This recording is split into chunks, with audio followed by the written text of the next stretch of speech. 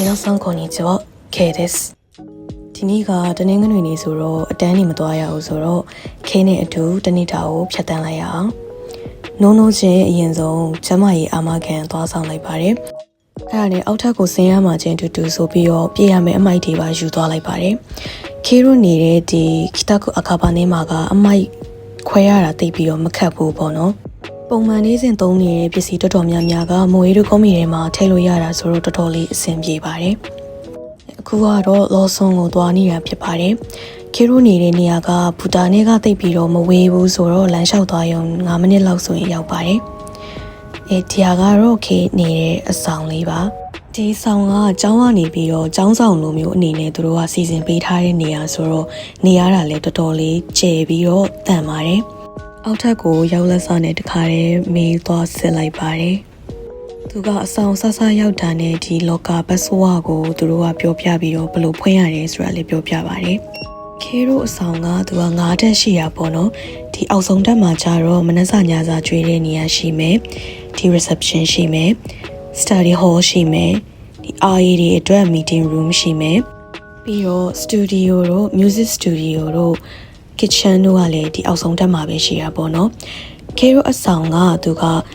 first floor နဲ့ second floor ကယောက်ျားလေးတွေနေပြီးတော့ fourth floor နဲ့ fifth floor ကမိန်းကလေးတွေနေတဲ့အတွက်ကြောင့်မလို့အဆောင်က event တွေကိုဒီအောက်ဆုံးတက်မှာပဲလုပ်တယ်ပေါ့နော်။ခေကတော့ fourth floor မှာနေတာဖြစ်ပါတယ်။အောက်ဆုံးတက်မှာရင် study room တွေ kitchen တွေရှိတာမဟုတ်ဘဲနဲ့အထက်တိုင်းမှာဒီလိုမျိုး reserve လို့တဲ့ study room နဲ့ kitchen တွေလည်းရှိပါတယ်။လေးလွန်မှာနေရတာပါတခုကြိုက်လဲဆိုရင်ဒီလိုမျိုး kitchen တွေတို့ study room တွေကိုဝင်လိုက်တဲ့အခါမှာအပြင်ဘက်က view ကတော့တော်တော်လေးကိုလှပါတယ်အဆောင်ပြန်ရောက်တာနဲ့ဘာမှလုပ်စရာမရှိရနဲ့ coffee ဖြော်ပြီးတော့ပဲစာလုပ်ဖို့ဆုံးဖြတ်လိုက်ပါတယ်ခဲကတော့အမြဲတမ်းလို့ study room ထဲမှာပဲစာလုပ်ဖြစ်တယ်ပေါ့နော်အခန်း area လေးကလည်းကျယ်တဲ့အတွက်ကြောင့်မလို့စာလုပ်ရတဲ့အခါမှာတော်တော်လေးတတောင့်တတရှိပါတယ်ပြီးတော့အခန်းက reservation လိုရဲဆိုပေမဲ့တနားရီကြိုလို့စရာလိုတာမျိုးမဟုတ်ပဲနဲ့အခန်းရှိမှရောက်ခါကြမှာပဲ QR code ဖတ်ပြီးတော့ reserve လုပ်လို့ရပါတယ်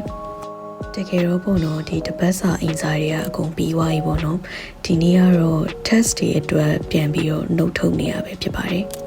အဲ့လိုမျိုးစာလုပ်နေတဲ့အချိန်မှာပဲဖုန်းထဲကနေ email တွေကိုဆရာမကနေပြီးတော့အင်စာလမ်းပို့လိုက်လို့အင်စာပါတခါတည်းထိုင်လုပ်လိုက်ရပါတယ်2နာရီလောက်လဲစာထိုင်လုပ်ပြီးတော့ဖိုက်စာတာနဲ့အဆောင်ကနေလုပ်ပေးထားတဲ့ဘန်တိုကိုပဲ microwave ထဲထည့်ပြီးတော့စားလိုက်ပါတယ်